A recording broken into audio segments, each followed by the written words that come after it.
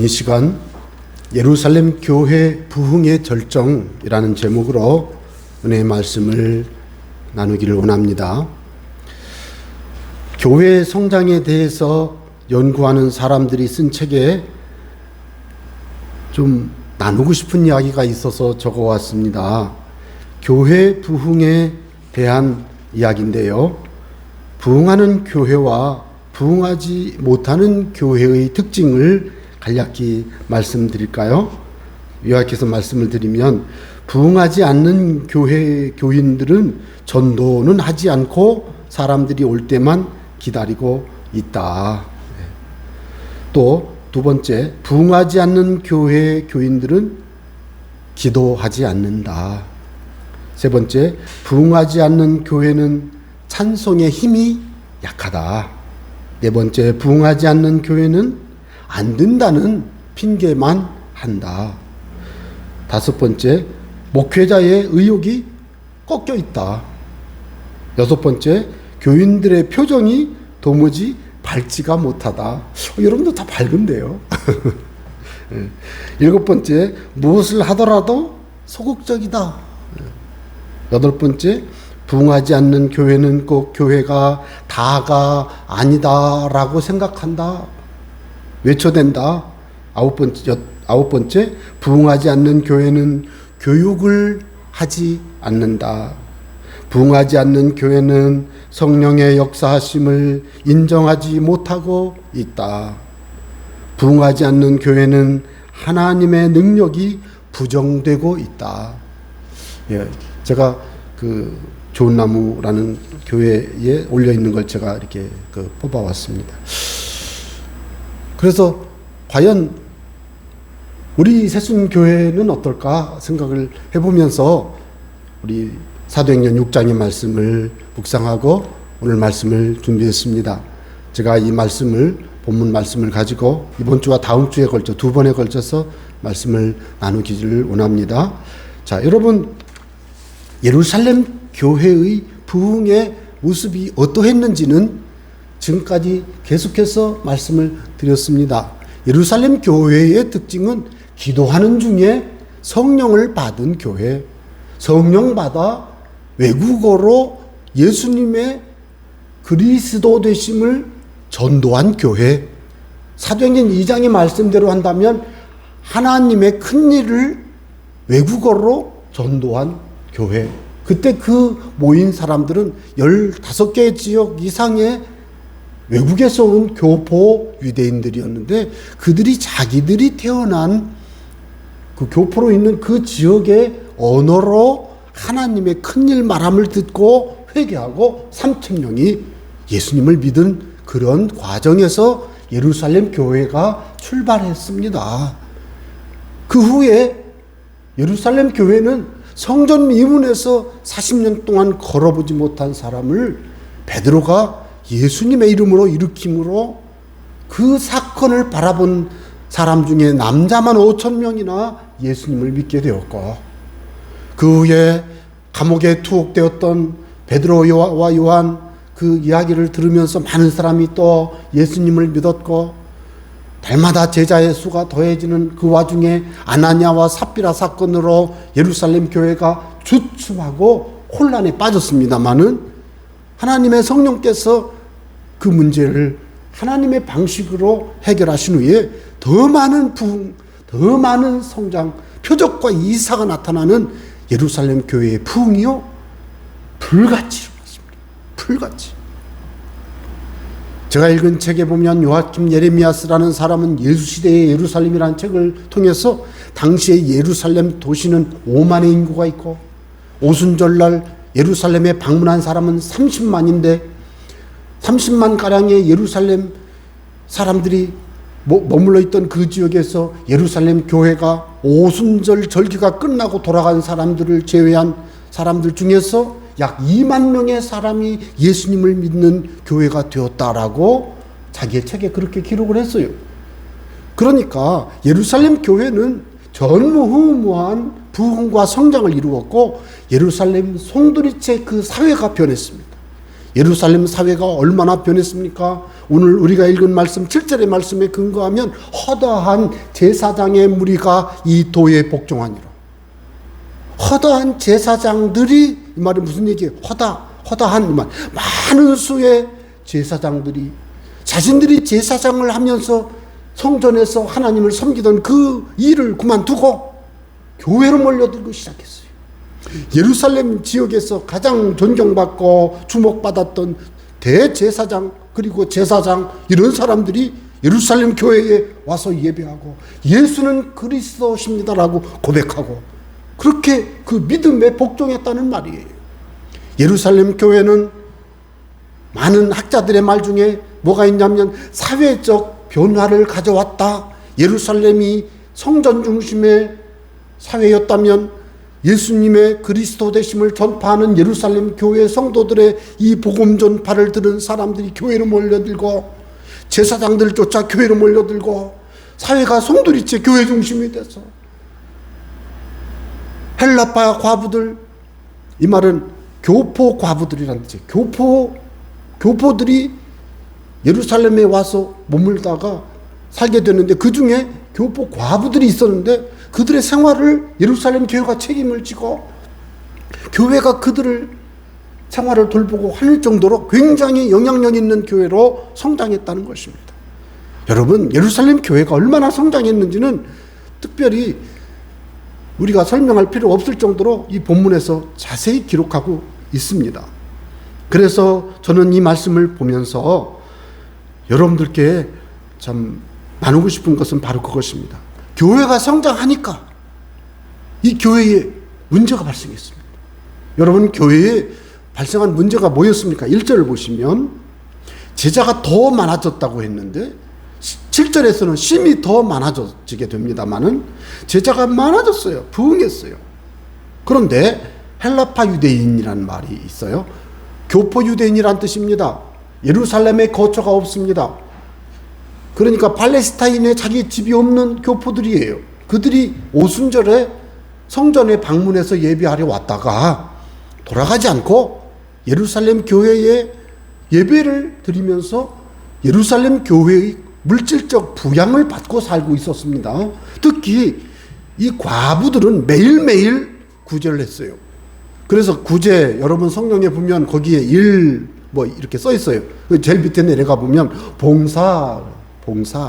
이 과부들을 위한 교회의 봉사가 있었는데 교포의 과부들이 돌봄받는 것이 빠지기 시작해. 자꾸 빠져. 누락시켜. 히브리파 사람들은 잘 받는데 이 교포들은 잘못 받은 거예요. 이것이 원망사건이에요. 원망사건. 여러분, 교회가 부흥하고 성장하다 보면 교회에 어떤 어려운 일이 숨어있던 일들이 이렇게 드러나기 시작합니다. 제가 이런 것을 그 교회 사회학을 연구하는 사람들은 뭐라고 얘기하냐면 기독교 사회를 연구하는 사람들 그거를 선순환이라고 해요. 들어보셨어요? 선순환? 이게 무슨 얘기냐면 아빠가 예수님 믿고 할아버지가 예수님 믿고 했던 그 집안에서 태어난 손주 아들은 교회를 어려서부터 모태 때부터 갔고 뭐 이렇게 하다 보니까 교회는 잘 다녔는데 신앙생활을 그냥 삶으로 그냥 했는데 뭐 교회 다니다 보니까 좋아요. 좋죠. 그런데 자기는 성경 읽지 않아요. 자기는 기도하지 않아요. 그런데 교회 생활 속에서 그런 건 다 누려. 그러다가 어느 순간이 되면은 그 교회 생활한 것이 자기의 스펙이 돼가지고 취직도 잘 돼요. 예? 좋은 사람도 많이 만날 수 있고. 이게 선순환이라는 거예요. 그게 나쁘다고 말할 수는 없지만 이때 조심해야 될 게 뭘까요? 예수 믿는 사람이 자기가 기도하고 자기가 말씀 묵상하면서 자기가 하나님을 진심으로 예배하는 성숙한 신앙의 사람으로 자라가야 함에도 그러지 못할 경우가 발생하더라는 거예요. 그러다 보니까 신앙생활이 섬김과 수고는 다 부모가 하고 조부모가 하고 그런데 자기는 그 모든 유익을 자기가 누리기 시작하는 거예요. 그렇게 하다 보니까 인격적인 훈련, 신앙의 섬김도 부족하고 근데 어느 순간에 어느 자리에 딱 갔는데 신앙적인 모습이 안 나타나는 거예요. 예. 그런 일들이 발생하는 것입니다. 그러니까 그것이 기독교 사회로 접어든 국가, 사회 그런 데에서는 많이 나타나기 시작했어요. 그래서 조심해야 될 부분들이 바로 이제 이 그 부분인데, 이 예루살렘 교회도 교회 가면 구제를 받을 수 있고 교회 가면 생활에 도움이 되니까 이 과부들이 교회를 막 모여들기 시작한 거죠. 예를 들면 자세한 내막은 안 나와 있지만 그런 거예요.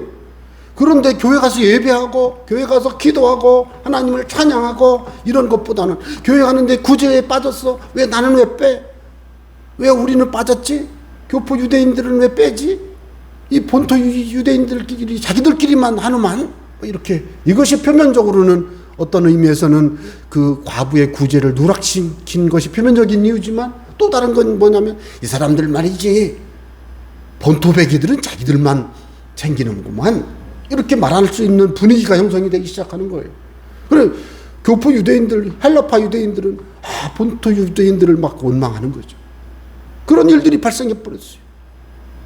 그러니까 교회가 막 성장하던 과정에 이제 교회가 어려움이 발생한 거예요. 여러분, 이런 과정에서 이 교회의 문제를 해결하고, 자, 먼저 7절을 보겠습니다. 7절. 하나님의 말씀이 점점 왕성하여 예루살렘 교회, 예루살렘에 있는 제자의 수가 더 심히 많아지고, 뭐라고 그랬어요?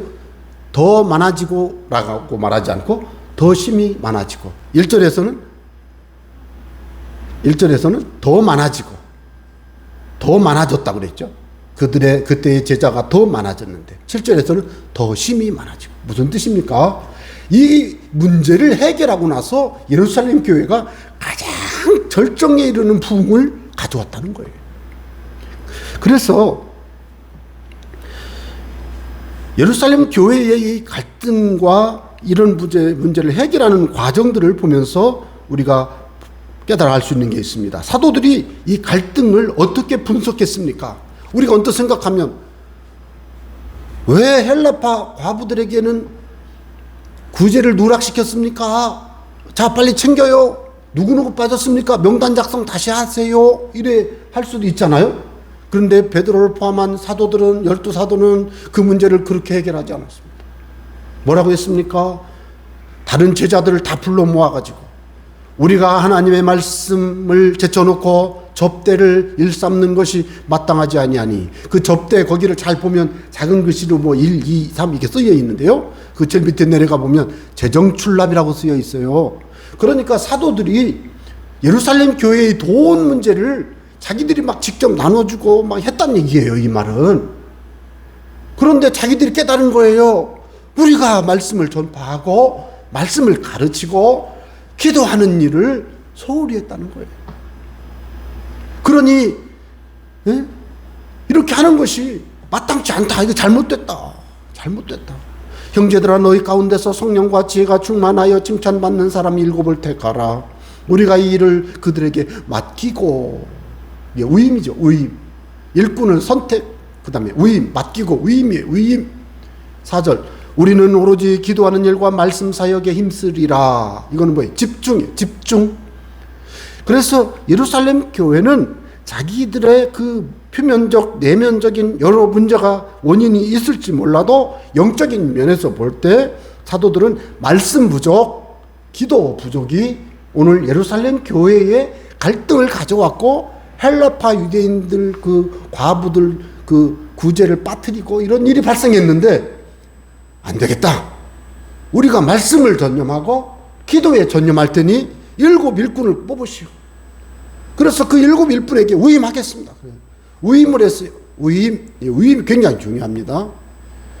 그리고 위임을 하고 자기들은 말씀과 기도하는 일에, 개역 한글에서는 전무하리라, 전심으로 말씀 전파하고 가르치고 기도하는 일에만 힘쓰겠다는 거죠. 힘쓰겠다. 사도들은 말씀 부족, 기도 부족을 해결하고자 7 집사를 선택해서 구제 사역을 위임하고 자기들은 말씀 사역과 기도 사역에 더욱 힘썼습니다. 7 집사 선발과 구제 사역 위임, 사도들의 말씀 사역, 기도 사역 집중은 예루살렘 교회의 그 갈등을 봉합하고 더욱 성장하게 되었음을 우리가 확인할 수가 있습니다. 그래서 5절 일곱 집사를 택하여 6절 사도들 앞에 세우니 사도들이 기도하고 그들에게 안수하니라. 자, 이 부분은 내일 다음 주에 다루겠습니다. 그렇게 해서 이 예루살렘 교회를 세웠더니 하나님의 말씀이 점점 왕성해졌습니다. 그래서 저는 하나님의 말씀이 점점 왕성하여, 그래서 이 왕성하여라고 하는 이 단어가 어떤 의미인가를 찾아봤더니 잘하다, 증가하다, 타동사로는 잘하게 하다 뭐 이런 뜻도 돼요. 그런데 이 하나님의 말씀이 점점 막 이게 늘어난 거예요. 증가한 거예요. 하나님의 말씀이 예루살렘 교회 성도들에게, 예, 베드로와 이 12사도가 열심히 말씀 사역하고 기도 사역을 했더니 예루살렘 교회에 출석하는 사람들의 그 마음과 삶과 어떤 신앙생활 그 모든 부분에 하나님의 말씀이 막 증가하는 거예요. 말씀이 자꾸 증가하는 거예요. 말씀이 잘한 거예요, 자꾸. 그럼 이게 무슨 뜻입니까? 그것은 바로 하나님의 말씀이 예수 믿는 사람들의 마음과 생각과 말과 생활의 신앙의 기준이 돼가지고 그게 자꾸 잘한 거예요. 그래서 성경은 신앙과 생활의 규준입니다. 제가 그 말씀 한번 드린 적이 있는데, 성경은 우리의 삶과 신앙의 기준 혹은 규준이라, 규준. 그러니까 성경 말씀이 우리의 삶의 기준 혹은 규준이고 신앙의 기준이고 규준인데, 그렇다면 이 성경 말씀이 어떤 사람은 수치로 표현하기가 참 어렵습니다만은 100이 최상이라고 한다면, 어떤 사람은 처음 예수 믿으면 한 5, 10, 15, 20 정도가 되겠죠. 이게 말씀이 약할 테니까요. 그런데 신앙생활을 하면서 말씀을 많이 묵상하고 말씀을 삶에 이렇게 받아들인 사람은 그게 60, 80, 90 이렇게 되지 않겠습니까? 그러면 처음에는 자기의 신앙과 삶이 연관이 안 되던 사람이 말씀이 왕성하여 그의 삶을 장악하고 그의 마음을 변화시키고 그의 언어를 말씀으로 새롭게 하고, 예? 신앙생활이 말씀 중심으로 되다 보니까 이 사람이 자기가 과거에 하지 않았던 말도 하게 되고 생각도 하게 되고 삶이 변하니까 그 사람이 자꾸 말씀을 따라 살게 되고 하다 보니까 이 사람이 말씀의 사람이 되는 거예요. 저는 그래서 그런 과정이 바로 뭘까요? 베드로가 두 번이나 대제사장 앞에서 했던 이야기가 바로 그거잖아요. 우리가 하나님 앞에서, 예? 사람보다 우리는 하나님의 말씀에 순종하겠다, 이런 고백을 2번 했어요. 그러니까, 예? 우리가 하나님 앞에서 너희 말 듣는 것이 마땅한가 생각해봐라 그러잖아요. 우리가 하나님의 말씀을 순종한다고 말하잖아요. 그럴 때 그 베드로는 하나님의 말씀이 삶에 투옥되고 구금되는 그런 순간에도요, 산헤드린 의회에 불려간 순간에도요, 베드로는요 하나님 말씀을 순종하겠다고 딱 결정하는 거죠. 그때 그 순도는 어쩌면 100%라고 봐야 되지 않을까요? 그래서 말씀이 왕성했다는 이야기는 하나님의 말씀이면 항상 순종하고 그 말씀에 따라가는 그 단계예요. 이게 굉장히 어렵습니다. 어렵습니다. 정말 어려워요.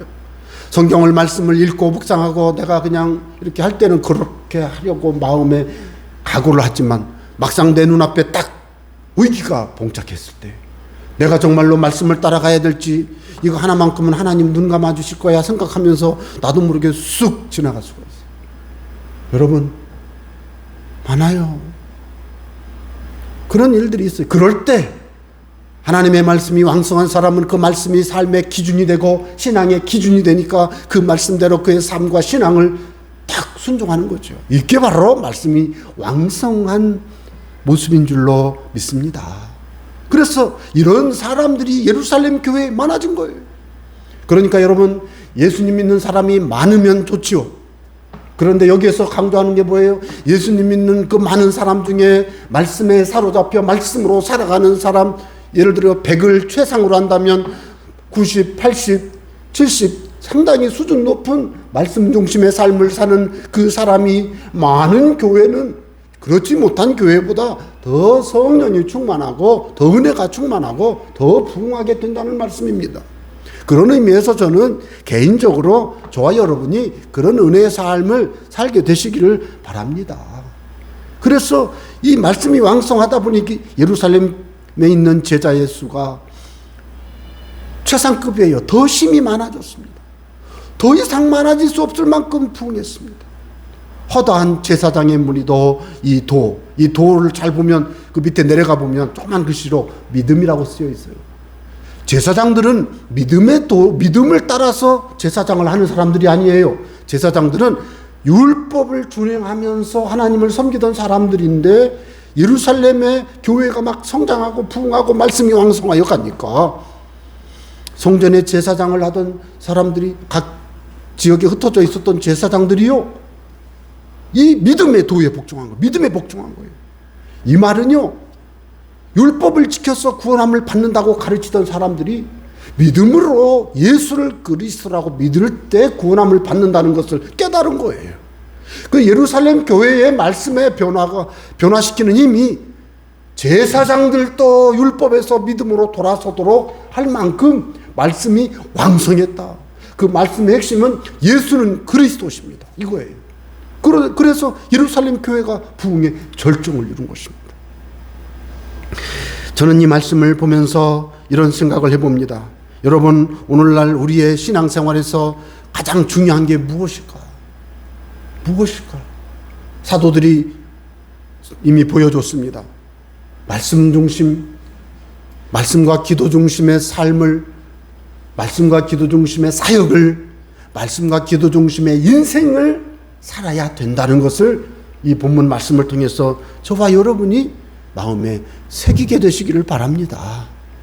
뿐만 아니라 여러분, 이 교회가 큰 어려움이 왔습니다마는 7 일꾼을 선택하여 안수하여 재정 출납을 맡겼어요. 위임했어요.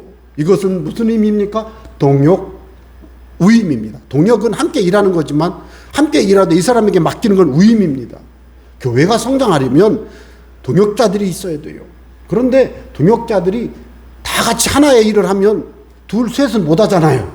그러니까 여러 가지 일이 있어요. 10가지, 100가지, 1000가지의 일이 있으면 각각의 일을 맡은 사람이 필요해요. 그것을 맡겼어요. 그게 위임이에요. 위임 받은 자는 자기가 맡은 그 업무를, 그 사역을 성실하게 감당할 때 그 교회는 성장하고 하나님의 영광 드러내는 것입니다. 그래서 위임을 통해서 동역할 때 얼마나 소중한 열매를 맺는가를 우리가 깨닫습니다. 바라기는 우리 교회가 더욱더 성장하고 하나님 안에서요, 동역자들이 구름대같이 함께 동역하되 위임하여 하나님의 사역을 감당하는 역사가 임하게 되기를 바랍니다. 그래서 이런 꿈을 꾸고 아름다운 모습을 바라볼 때 더 복된 열매를 맺는 교회가 될 줄로 믿습니다. 그뿐만 아니라 부흥이란 말씀이 왕성할 때 가능하다는 것을 저와 여러분은 이 시간 마음에 새겨두시기 바랍니다. 내 마음에 위기를 만났을 때 어떻게 해야 될지 그 위기를 극복하는 방법을 알고 있는, 마음에 묵상해서 인격화시켜 놓고 있는 사람과 위기를 만났을 때 두려워하고 그 위기로 말미암아 낙심하는 사람의 삶은 천차만별입니다. 너무나 천양지차예요. 차이가 많이 나요. 누가 더 강할까요? 내가 어떤 어려움을 만났을 때 하나님께서 이 어려움을 이기는 방법을 성경에 기록해 두었는데 그 성경의 말씀대로 내가 두려움을 이기고 하나님을 의지해서 기도하면서 이겨내야 되겠다라고 하는 방법을 아는 사람하고 두려워서 놀라고 낙심하는 사람하고는 삶이 다른 거예요. 그러니까 저와 여러분이 어떠해야 되겠습니까? 삶의 필요에 맞는 말씀을 공급하다 그 삶의 적절한 말씀의 인도함을 체험하고 그 말씀을 따라 승리하는 사람, 즉 말씀이 왕성한 사람이 되시기를 바랍니다. 그럴 때 그 인생은 복될 것입니다. 그 가정은 더욱 평안하고 하나님의 은혜가 넘치는 가문을 이루게 될 것입니다. 여러분, 그런 분들이 모여있는 교회는 성장하는 교회, 부흥하는 교회, 주님이 기뻐하시는 예루살렘 최대 절정의 그 모습과 같은 그런 성장하는 교회가 될 줄로 믿습니다.